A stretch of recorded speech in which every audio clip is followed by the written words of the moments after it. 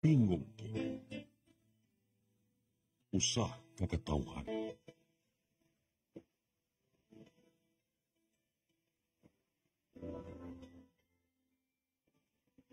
Cebu Catholic Television Network.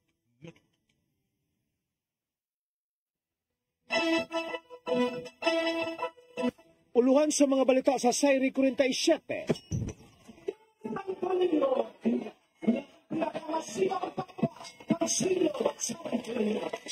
Penitential Walk with Jesus nga nagbukas sa reliyosong kalihukan sa Fiesta Señor gipahigayon kaganiyang kadlaw. Gihulagway sa kapulisan nga hapsay ug malampuso.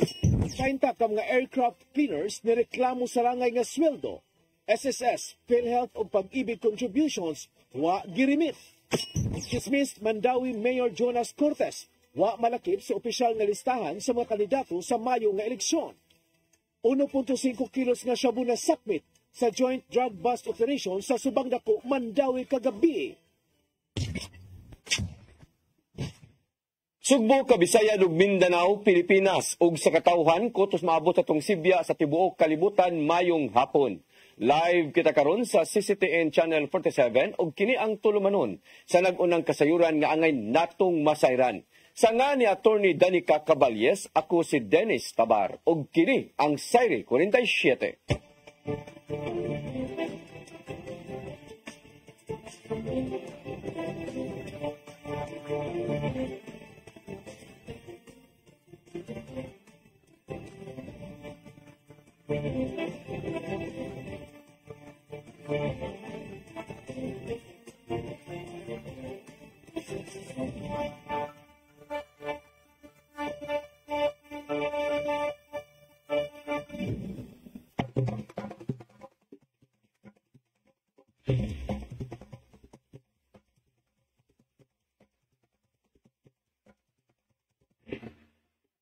O karon sa kumpletong detalye sa atong mga balita, Penitential Walk with Jesus nga nagbukas sa reliyosong kalihukan sa Pista Señor, gipahigayon kaganinang kadlawon. Gisundan usab sa unang adlaw sa siyam ka adlaw nga nobinaryo nga gitambungan sa libuan ka mga dibuto.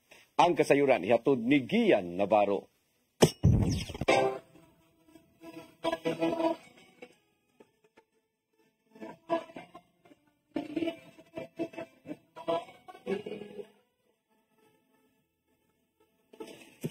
Paman sa hulgas sa panahon, nibuylo na gyud ang siyam kaadlaw nga novena sa Fiesta Señor, pinagi sa Penitential Walk with Jesus. Nag-abot ang mga deboto ni Senior Santo Niño sa Fuente Osmeño Circle aron duyugan sa prosesyon ang imahen ni Senior Santo Niño. Nakaposisyon ang dana mga sakop sa kapulisan sa mong dalan aron pagsiguro nga walay bisan unsang kagubot ang mahitabo. Gawas nini, dali usab sila makatubag sa bisan unsang alarma sa palibot. We have here 188 PNP personnel. Napat po ang mga reserve, mga armies na to, mga other agencies o ato mga port multipliers, more or less mga 500 ta naka-man diri, no? Including the covert securities. Inuukas nila mga pangalyupo nga to sa Ginoo, dala sa mga deboto ang kandila o ribulto sa imahe ni Santo Niño. Naabdan sa news team nga nagsudong sa posisyon si Cebu City Mayor Raymond Alvin Garcia. May bilibinon siya sa kaligon sa mga deboto bisan og nauwanan sa wala pa nagsugod ang posisyon. And I'm very happy no nga dako kay atong turnout. So far everything is okay. Maayo kay gipagka-control nato ang crowd. I'm very happy with the police, the enforcement agencies. Ang pagkanahuman ng prosesyon sa dingnabot na ang karon ni Santo Niño sulod sa Basilica Minore pasado alas 5 na sa buntag.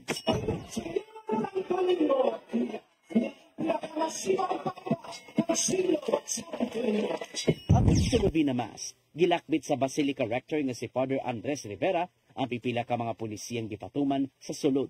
Sama lang kini sa dress code policy aron ipabilin ang kasagrado sulod sa simbahan. Gipainumduman niya ang mga deboto na dili yanuhon sa pagsangpit ang Batang Hesus alang sa dili maayong tinguha. Basta ang ilang nato ipatayin ang pagpupot sa imahin ng ihila sa atong simbahan o dili sa itong dalala o bulsa o bulsita o kuwalata. Si Santo Niño, ang pulong na nagpapatao, walang pangalalang swerte, kundi panalangin o kaluoy sa mga lalag na sa kalibutan ng Diyos umilapoy. Tinuon ng pasalamat sa kaparian sa Basilika tungod sa kadasig sa mga deboto. Magpadayon ng misa novenaryo sa Pilgrim Center ug sa palibot sa Basilica Compound hangtod sa 7 p.m. Mass. We signaled our katong mga na-assign ng mga personnel sa cordon. Yan, na okay naman, no? Naalay mga ginagmay nga hunong-hunong because of that, no? Kay nagpaibot maguta along katong na mga polya sa BRT, but okay kayo, at least nakaabot kami punta diri on time, nakasugod kami punta sa misa on time. Sa kinatibukan ni mong hapsay og malinawon, ang Penitential Walk with Jesus ingon man ang unang misa novenaryo diri mismo sa Basilica Minore del Santo Niño. Utod kay nagpadayon man ang mga novena masses hangtod sunod semana, may painomdom ang kaparian sa Basilica ngadto sa katawhan. Nga mosunod gyud pirmi sa mga security protocols aron sa ingon, magpabiling hapsay og malinawon ang pagpanimba. Gian Navarro, CCTN News. Kapulisan mihulagway nga hapsay ug malampuson ang Penitential Walk with Jesus kaganidang kadlawon nga gisalmutan sa 160,000 ka mga tao. Cebu City PNP way natala nga krimen gikan sa pagsugod hangtod na sa paghuman sa prosesyon. Ang kasayuran ihatod ni Arnold Bustamante. Malinaw no kapsayra ang opening salbo sa mga kalihukan sa sinulog 2025 nga mao ang Penitential Walk with Jesus nga gisugdan sa alas 4 ganina kadlawon gikan sa Fuentes Mene Rotonda paingon sa Pilgrim Center sa Basilica Minor del Santo Niño. Mato ni Police Lieutenant Colonel Maria Teresa Makatangay, Deputy City Director for Operations sa Cebu City Police Office ug kasamtangan nga information officer nga wala sila makatala og bisan unsa nga krimen sama sa pagpanguot sa mga misalmot sa prosesyon gikan sa pagsugod hangtod na nahuman ang opening salvo mass base sa pagbana-bana sa Cebu City Police Office ug sa Cebu City Disaster Risk Reduction Management Office, maabot sa kapinsinto sa 60,000 ka mga tao ang minunot sa prosesyon. In relation to this particular event, as of this time of this interview, we have not received any report yet of any person who was victimized by thievery or what. Let's see. The day is still very young, so probably we might be receiving reports, but hopefully wala. So as of this time, wala tayo na-receive. Iyon si Makatangay nga bisan malampuson sila sa paghatag sa seguridad ug nahanay nila ang pagbantay sa prosesyon na panduna pa sila ang ngayon nga palambuon. Duha ka oras wala pa magsugod ang Walk with Jesus, nalatag na ang tanang police personnel nga gitahasan sa road security, lakit na kadtong crowd control nga dili makasalot ang mga deboto diha sa PC nga gikordon sa karo. Yes, definitely. There is always room for improvement. And in every event, we always find ways to improve how we can, what do you call this one? Beef up our security, no, especially in the inter-processional route. Tinigidayeg ni Police Brigadier General Dionisio Bartolome, ang officer in charge sa Police Regional Office 7, ang kapulisan sa Dakwen Sugbo, nga nahimong walang puso ng hapsay ang prosesyon nga walay insidente nga natala. Mato ni Police Lieutenant Colonel Janet Rafter, ang spokesperson ni Bartolome, nga bisan doon ginagmay nga ngayon nga panambuon sa seguridad, apan sa kinatibukan hapsayra ang maong relihiyosong kalihukan. It was a very successful event and our OIC, Police Brigadier General Dionisio Bartolome Jr. commends especially the site task group Cebu City for doing a job well done, no? So, all the other personnel nga na-augment itong activity. So again, the activity was held very successful, and although there was a little challenge really of controlling the crowd, kaya murag mo magdipirmi nga ito ang maging challenge because everybody really wanted to show their devotion sa atong Santo Niño sa pagpaduol, but again, the personnel deployed on the ground were able to control it. So sa kalibo ka mga pulis ang ipagkatap sa CCPO sa tibok ruta sa prosesyon o sa sulod sa Pilgrim Center sa Basilica Minor del Santo Niño. Arnold Bustamante, CCTN. Gipaubos na sa Code White Alert ang tanan nga mga tambalanan sa Subo, subay na sa mga kalihukan sa kapistahan ni Senior Santo Niño. Sumapa sa Department of Health nga naka-alerto na ang tanan nga mga tambalanan lukop sa Sugbo. Sukad niadtong Enero 8 hangtod na sa Pitsa 20. Andam hinuon ang tanan nga mga healthcare workers ug uban pang kahimanan aron pag-atiman sa mga nanginahanglan og tabang subay na sa mga kalihukan nga may labot sa kapistahan. Inubanan sa mga LGU i-deploy sa DOH-7 ang tanan nga mga health station sa pipila ka bahin sa sinulog nga ruta karong Enero 18 hangtod na sa 19. Mipahinumdom ang Departamento sa Panglawas dinhi sa Region 7 nga sa mga mamistahay nga kun mahimo magpabilin sa panimay, kung magbilin sa balay kung adunay bati nga gipamati sa lawas sama na lang sa ubo, sipon o gatrangkaso aron dili kini makapanakod ngadto sa uban.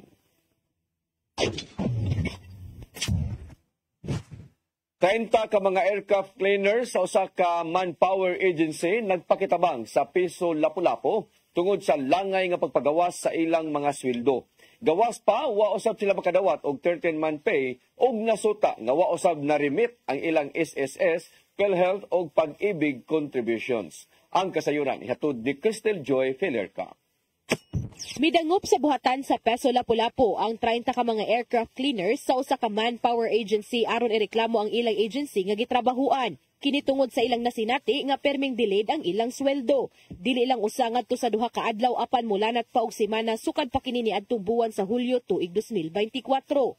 Sa nilabay nga buwan, imbis nga Disyembre 15 sila masweldoan, adto na kini nila nadawat pagka Disyembre 23. Samtang ang ilang sweldo pagka Disyembre 31, nadawat na nila ni adto na lang Enero 3 ning tuiga apan 1,500 ra usab ang ilang nadawat imbes nga tibuok nilang sweldo sa 15 ka adlaw.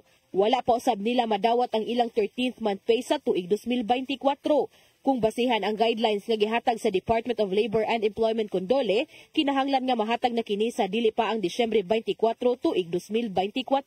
Sa pagkakaron, ang mga trabahante padayon pang nagtrabaho sa maong agency. Butang nga wala na magwanta sa mga trabahante tungod kay aduna usab sila mga pamilya nga nagsalig kanila. Nara nila unsa mo makuan, madangatan unsa la desisyon, tatangon nila sa upira. Isa mag-continue mi panarbaho niya mo sildo wala gyapon. Dili. Nabay may pamilya, magbuto mong pamilya, mong anak. Sugang pa ni Ana, sigon pa ni Kim Francisco, ang Peso manager, nga nasuta usab sa mga trabahante nga wala marimit sa mga hingtungdang ahensya ang gikalta sa ilang sweldo para sa ilang SSS, PhilHealth ug Pag-ibig. Since pag-start, it appears nga mga 3 years, 2 years, 1 year, I think na daw ko 5 years na nagtrabaho. It appears na matod pa nila, wala po no'y remittances. Ikatahong 63 ka mga trabahante sa mong agency dinhi sa Subo ang nakasinati niini. Ang mga apektadong trabahante gitambagan ni Francisco nga moduol sa dole. Ato nila i-kuha ng mga concerns, labor concerns. For sure, entertain sila, mag-conduct hearing, no? Ang dole, hoping na matag sa sakto nga sulan o benepisyo ang mga agency. Wala pa'y kadagkuan gikan sa mong agency nga nahinabi si Francisco kung anong niabot sa mong sitwasyon apan matud niyang karong semana tinguha nilang mabisita ang buhatan niini. Sa pagkakutlo ning balita, wala pa makuha og habig ang gireklamong agency. Nibutyag usab si Francisco nga kini mo'y unang higayon nga nakadawat siya og reklamo gikan sa mong agency ug sa susamang klase sa trabaho tungod kay sagad nga modangop kanila mga retrenched workers. Crystal Joy Felerca, CCTN News. Pagbanhaw og pagpalapad sa City Hall ngadto sa Bukid gisugyot ni Konsehal John Alcober atol sa sesyon sa konseho. Kini subay na usab sa nagkadaghang negosyo o gapanginahanglan sa mga residente gikan sa bukirang bahin sa Dakbayan. Ang kasayuran ihatod ni Mary Rose Sagarino. Buot ni Konsehal John Alcover ang pagbanhaw ug pagpalapad pa sa City Hall sa Bukid alang na sa mga barangay nga nahimutang sa bukirang bahin ning syudad sa Sugbo. Atol sa sesyon sa konseho kagahapon, giawhag ni Alcover ang buhatan sa mayor nga tun-an ang pagbaton sa maong satellite office sa nahisgutang lugar. Suma pa niya nga pinaagi sa pagbaton og satellite office sa Cebu City Government sa bukirang bahin. Mas dali na og duol ang pagpahimo sa mga serbisyo sa kagamhanan. Laumang atimanon sa City Hall sa Bukid ang mga residente ug mga establishmentong nahimutang sa mountain barangays aron dili na kinahanglang mobiyahe pa ingon sa ubos.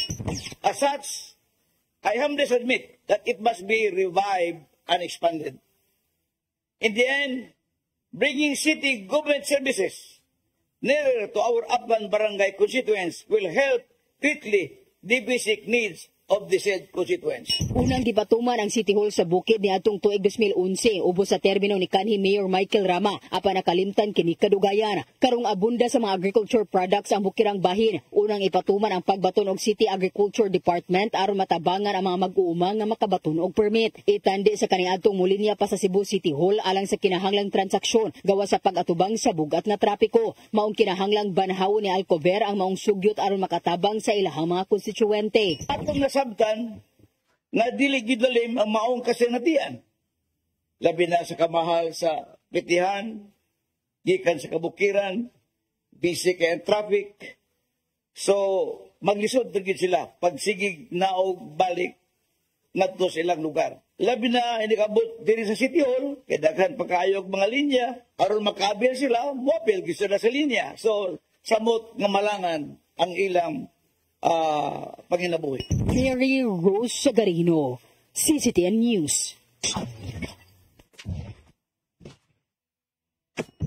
Mosunod, dismissed Mandawi Mayor Jonas Cortes wa malakip sa opisyal nga listahan sa mga kandidato sa Mayo nga eleksyon. Kana og daghan pa mga balita sa pagbalik sa Sayre 47.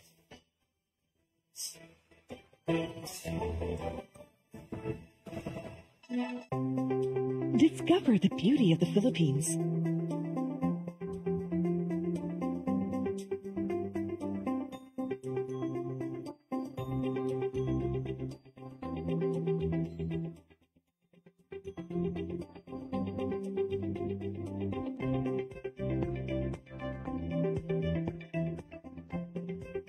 With Philippine Airlines, the country's flag carrier.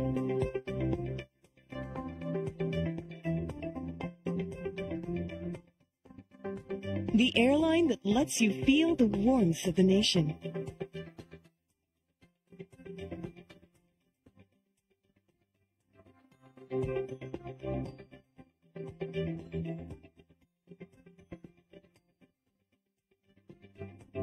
Mabuhay.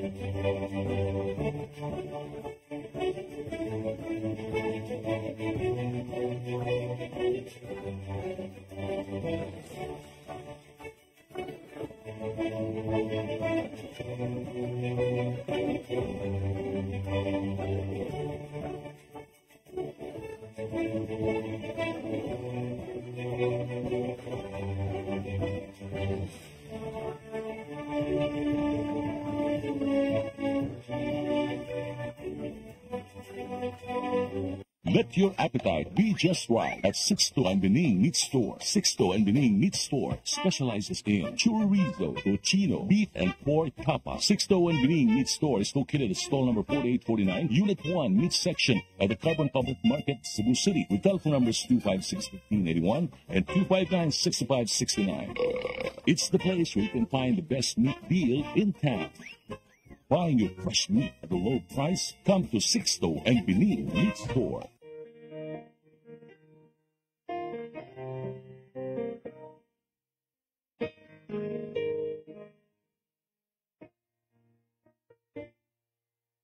Heal me, O Lord, and I will be healed.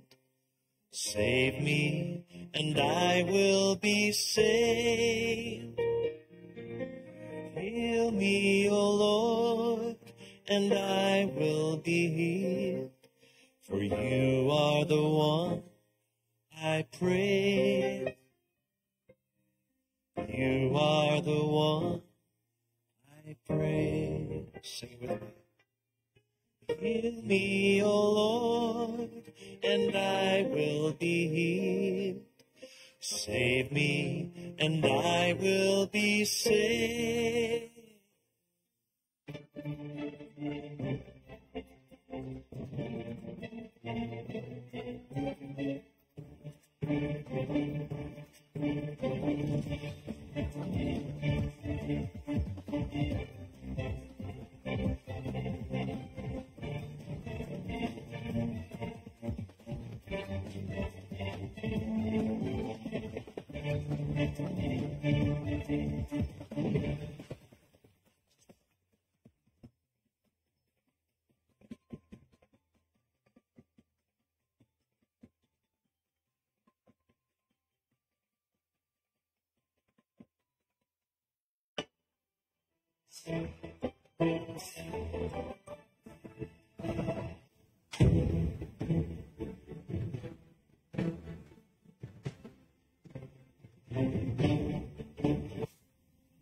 Balik sa atong mga balita, dismiss Mandawi Mayor Jonas Cortez, wa malakip sa opisyal nga listahan sa mga kandidato sa Commission on Elections alang sa umabot nga Mayo nga eleksyon. Apan kampo ni Cortez malaumon gihapon sa kausaban ug nang hinaot nga malakip sa hearing sa Korte Suprema ang ilang apelasyon karong Enero 14. Ang kasayuran ihatod ni Mary Rose Sagarino.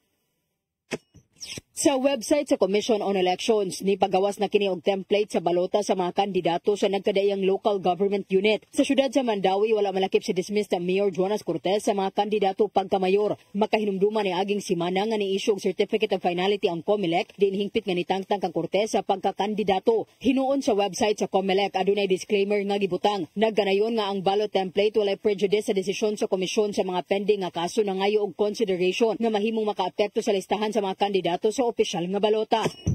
And based sa interview sad ni Chairman, COMELEC Chairman Garcia, I think katong gahapon sa buntag and the other day, he said nga if ever there are decisions by the Supreme Court on TROs nga pending dito, then they will comply. Si Cortez ni sangat og petition for certiorari sa Korte Suprema ni adtong Enero 2 na ngayo og injunction status quo anti-order batok sa COMELEC. Nang hinaot ang kampo ni Cortez nga malakip ang apilar nga iresolba sa Korte Suprema atol sa ilang session gikatakda karong Enero 14. Malaumon sila nga positibo ang resulta sa gisangat nga apilar ug makalansar gihapon pagkamayor si Cortez. We are hopeful that mayor will be included sa ballots once the TRO or the status quo anti-order will go out. And even if di kita kaabot kay maprinta na ang balota, we are also hopeful based on the pronouncement of COMELEC that even if pila na lang ka days, then they will comply if naay mo gawas nga status quo anti-order or TRO by the Supreme Court. They will still find a way to comply. Pagkakaroon ang supporters ni Cortez nagpahigayon og dungan nga paghad og pag-ampo alang sa kanhi mayor sa ilang matag barangay matag gabi. Mary Rose Sagarino, CCTN News. Giilana sa Commission on Elections ang 38 ka mga dapit sa Pilipinas nga hilabihang sa delikado subay sa umabot nga eleksyon karong Mayo. Gani gipaubos sa red category ang maong mga lugar dinhi sa nasod o gikonsiderar nga mga election areas of concern tungod sa nabantayan nga kagubot. Kadaghanan kanila gikan sa Bangsamoro Region nga adunay 32 ka mga lugar. Sumapa sa COMELEC nga mahimo pa kining mabag-o sa higayon nga magsugod na ang kampanya. Samtang gipaubos sa orange category ang 16 ka mga dapit sa Central Visayas tungod sa hulga sa mga armadong grupo.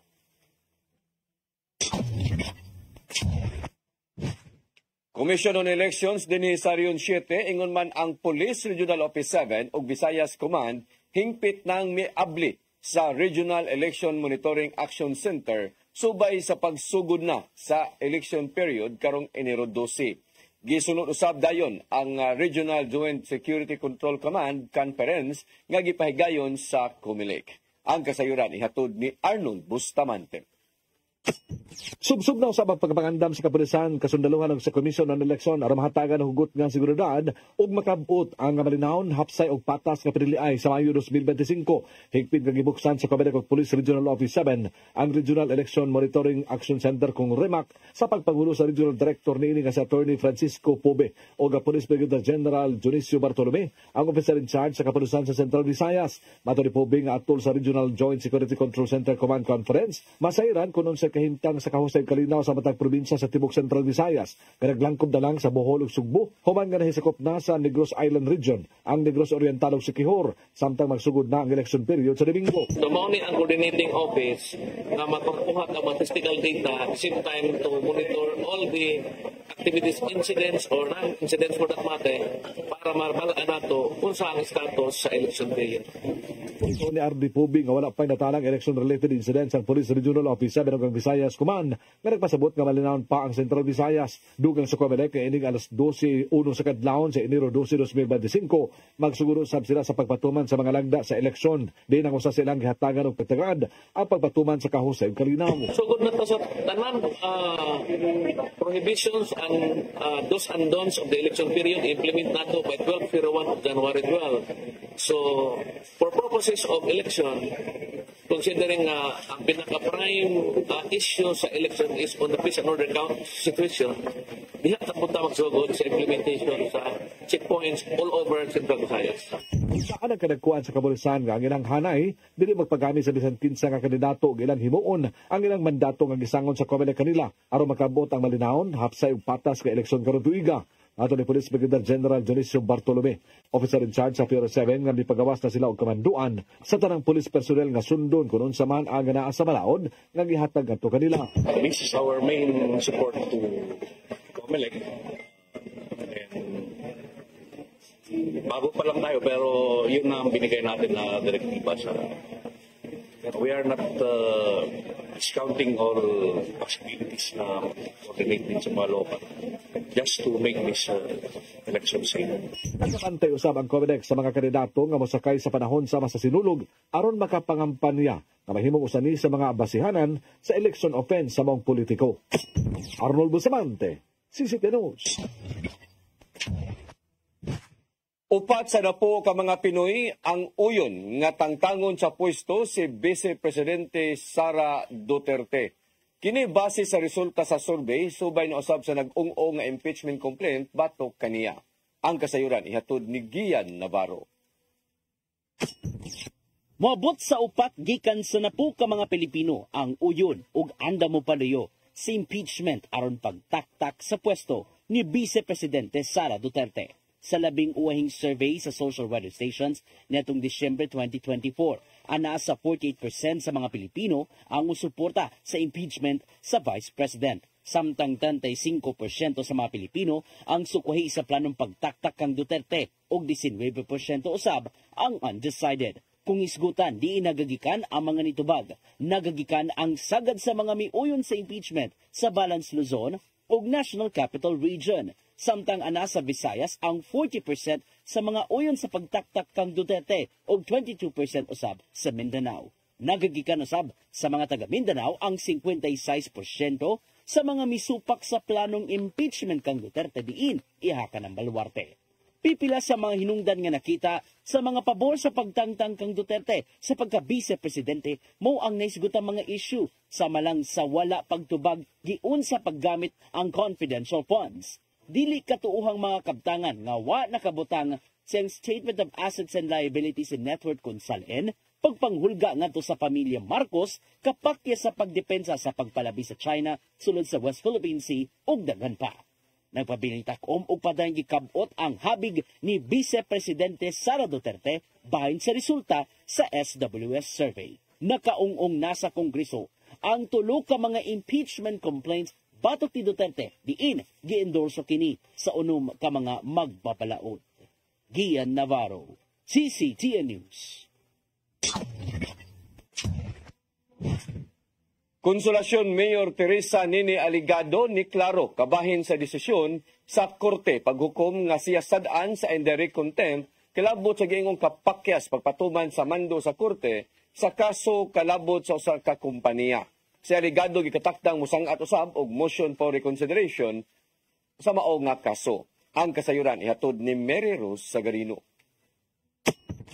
Sa iyang pamahayag nga gipada sa media, kusganong gidepensahan ni Consolacion Mayor Teresa Nene aligado ang iyang mga binuhatan nga nag-ingon nga ang kasong indirect contempt nagsumikad sa iyang baruganan nga pasalig nga panalipdan ang katungod og interes sa kabtangan sa lungsod sa Consolacion ug sa mga residente niini. Ang Regional Trial Court Branch 14 sa Cebu City mihukom kang aligado nga guilty sa indirect contempt kalabot sa civil case naglambigit sa Fuda Saver Smart Corporation. Ang desisyon nagikan sa petisyon nga gisangat niadtong Hunyo 5 tuig 2023 mahitungod sa pagpatuman sa preliminary injunction nga gi-issue sa RTC Branch 17 di inimando nga tangtangon ang barikada nga gibutang sa entrance sa Luna tungod makabalda sa operasyon sa mga negosyo ug makapugong sa pagsud sa customer. Gikwestiyon ni aligado ang katarungan luyo sa pagmarka sa iyang mga paningkamot nga pagpanalipod sa interes sa gobyerno nga contemptuous o kriminal. Gipahayag niya ang kabalaka nga niingon nga ang nireklamo mao ang nakalapas sa property rights sa munisipyo. Matud pa nga gisupak ang lokal nga balaod sa munisipyo ug ang reklamante pa ang nakaginansya sa property sa syudad. Gipadayag usab sa mayor ang iyang pagtuo nga posibleng nasayop sa pagsabot sa korte ang motibo sa iyang gibuhat nga miinsister nga ang kasong contempt nga ginahanglan og tuyo nga mali siya ang elemento nga kusganon niyang gisupak sa iyang kaso.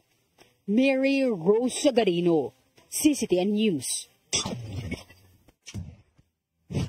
Laing planta sa semento sa bagatang bahin sa Sugbo giisyuhat sa pagpahunong sa ilang trabaho ni Governor Gwendolyn Garcia. Natribukar atol sa meeting nga delikado ang pagkubkob sa yuta nga duol sa Kabalayan. Ang kasayuran ihatod ni Gian Navarro. Nauman sa planta sa semento sa lungsod sa San Fernando ang cease and desist order gikan sa Cebu Provincial Government. Natuki silang meeting kagahapon ang giingong karisgo sa operasyon sa Solid Earth Development Corporation bahin sa pagkubkob sa yuta. Kini aron makahatag og raw materials ug himong semento ngadto sa kumpanyang Taiheo Cement Philippines. Sumapa ni Gobernador Gwendolyn Garcia nga adunay kakulian bahin sa gitugutang Mineral Processing Sharing Agreement kun MPSA aron magpadayon ang quarrying. Natuki sa mong meeting kuyog si Mayor Maitha Canoy nga halos naduol na sa Kabalayan ang pagkubkob sa yuta aron makahimo og semento. Sama sa gihimo ngadto sa Apulan sa Naga City niadtong Disyembre. Ikabalak-an ni Garcia ang posibleng pagdahili na usab sa yuta tungod sa maong matang sa negosyo. For all the technical benefit of the we agreed on this methodology absent the availability of the topographic survey that was attached to the application, the original application for the MSA. Then we have to resort to this. Yasa tagal ang Solid Earth aron masubay og masiguro nga sud sa 30 ka adlaw ana aragyod sa gitugutang MPSA ang pagkubkob sa yuta. Giumol nila ang Technical Working Group aron pagsubay kung nasunod ba sa MPSA ang Taiheo og Solid Earth. Kini aron makabot ang gitinguha ni Garcia nga mao ang pagbaton og safe zone kung kinutuban sa ilang pagkuha og raw materials. Ang gimong lakang subay na sab sa nimong gibutyag ni Gobernador Garcia sa miaging semana nga susihon ang operasyon sa tanang cement plants ning lalawigan sa Sugbo. Gian Navarro, CCTN News.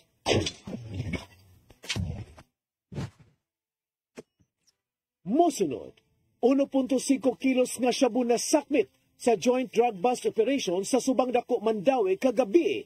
Kanaog daghan pa mga balita sa pagbalik sa Saire 47.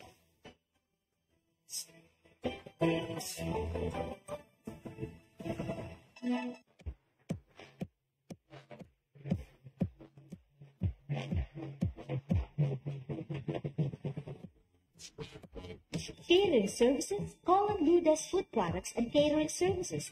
They accept catering for weddings, birthdays, anniversaries, graduations, baptisms, conferences, seminars, house blessings, and other special occasions.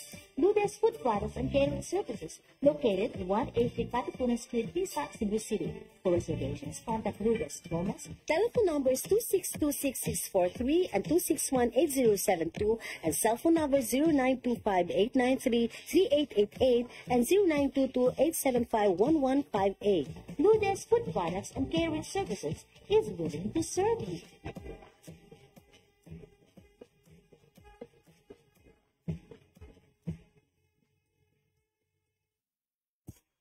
Kung chicharon ang sumsuman, snack o pangsudan, Chilen ang anging banatan. Chilen Chicharon, available at SM Supermarkets and Hypermart Metro Manila. Also at Guadalupe Corner, Embeles and B. Rama Street, and at 078 Empacana Street, Tisa, Cebu City.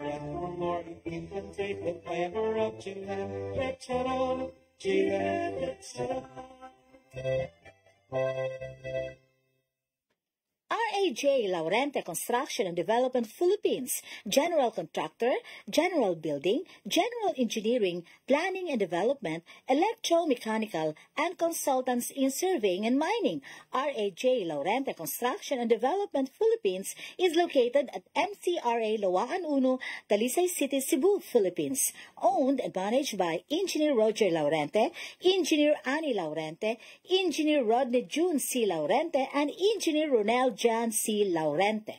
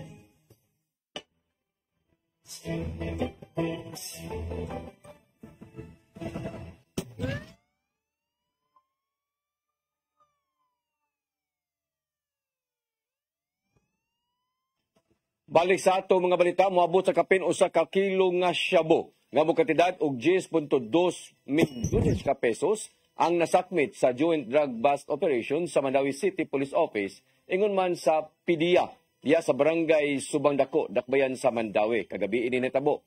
Nadakpan na ni adto sa mao nga gihapon nga kaso si alias Moon, 42 anyos nga taga sitio Bugwak, San Vicente, Liloan, o gikonsiderar kini nga high value individual. Ang suspek magkatubang og kasong paghupot o pagpamaligya og illegal nga drugas. Sa information, initial nga nakuha sa imdahan, nagtuo nga gamay ni siya ang iya mga ma-dispose during sa monitoring ani niya. And karon nakuanan lang yun nga dako di ay dinaghanay di ay ang iya ma-dispose. So wala na further monitoring ang gihimo sa atong intelligence office mo na didakop dayon kay og dili sad siya kuhaon ipadayon ang monitoring pasidaghan pa nga mas ma-dispose niya ng mga drogas o daghan sa drug na mabiktima pod ning illegal drugs. Sa laing balita, gibungkag sa Philippine Drug Enforcement Agency kun PDEA 7 o sa Labangon Police Station 10 sa Cebu City Police Office ang laing drug den sa may sitio Santo Rosario, Labangon kagabi. Tulo ka mga dinakpan, apil na ang drug maintainer nga si alias Hari, 33 anyos, samtang nadakpan usab sa Waterfront Police Station 3 si Earl John Tupas alias Dandan, 21 anyos, nga taga Susco, Guadalupe, sa buy-bust operation sa sitio Lumboy, Barangay San Roque, ning Dakbayan sa Sugbo. Matod ni Lia Alcantara, ang Information Officer sa PDEA 7, nga kasong kalapasan sa Republic Act 9165, ang ipasaka sa tulo ka mga dinakpan sa usa ka drug den diha sa Labangon. Samtang Section 5 ug 11 sa maong balaod ang atubangon sa dinakpan diha sa Waterfront Police Station. Sa laing balita, tinun-an sa Grade 10 sa Lapu-Lapu City, padung na mupauli gikan sa tunghaan, gitabangan sa pagkulata sa grupo sa mga batanon o gigamitan pa kini og tsukorno. Mitahan dayon kagahapong adlaw ang unom sa mga responsable ngadto ni Mayor Junard Ahongchan. Ang kasayuran ni hatod ni Cristel Joy Filierca. Mitahan ngadto ni Mayor Junard Ahongchan kagahapong adlaw ang unom ka mga minor de edad nga mo'y nagkulata sa usa ka grade 10 student sa Mactan National High School pasado alas 7:30 ni adtong Enero 7 sa Iskina Isuya, Barangay Mactan, Dakbayan sa Lapu-Lapu. Kinihuman nga usa sa mga kabanay sa 15 anyos ang nagpost sa iyang social media account aron magpatabang sa mayor nga makit-an ang mga responsable niini. Makita sa post nga nagkadugo ang ulo sa biktima tungod kay gisukmag kini gamit ang tsukorno. Sa investigasyon sa kapulisan, maupay pagawas sa biktima sa iyang tunghaan ug padung na unta kining mupauli. Sa dihang kalit kining giduol sa usa sa mga sospek aron unta makigistorya apan kalit na lang kining gikulata. Matod sa biktima nga gikasuyaan siya sa usa sa iyang mga classmate nga mo'y hinungdan nga siya gikulata. Ang kwadjud is suya dito kasi tungod sa kanang mga abi nila nga abi nila nga kiyat ko nga pagkatawin. Di baligya ako sa story. Sigon pa sa biktima nga grupo sa napo ngadto sa 15 ka mga individual ang may binuhatan niini ug duha ni ana ang iyang mga classmates. Apan matod ni Police Lieutenant Colonel Christian Torres, ang spokesperson sa Lapu-Lapu City Police Office, nga base sa ilang pag-review sa CCTV footage, siyam lang ang nakita nga mga sospek nga nagpangidaron og 15 ngadto sa 17 anyos. Ang uban kanila nagtungha gihapon sa Mactan National High School, samtang ang uban mga out of school youth. Kaya sa ito na kung silang report is 9 pero base nga makuha sa CCTV, then pasibulan na may i-connect kung kinsa pa ito ilaing o manila. Ihatagan sila sa mayor o gigayon nga mo surrender kaniya sulod sa 24 ka oras. Ug kagahapong adlaw unom ang nipatimaw kuyog ang ilang mga ginikanan. Aduna pay tulo nga padayon pang gipangita sa kapulisan. Dismayado si Mayor Chan sa mong insidente tungod sa gigamit sa mga minor de edad sa pagpangulata sa 15 anyos. Ang ginikanan sa biktima desididong moduso og kaso batok sa mga nangulata sa ilang anak. Tungod niini ang mga mitahan kasamtangan unang gibutang sa home care facility sa CSWDO samtang proseso pa ang kaso. Samtang ang kapulisan naghuwat pa sa assessment sa social worker kung acted with discernment ang gibuhat sa mga batanon aron mapasakaan sila og kaso.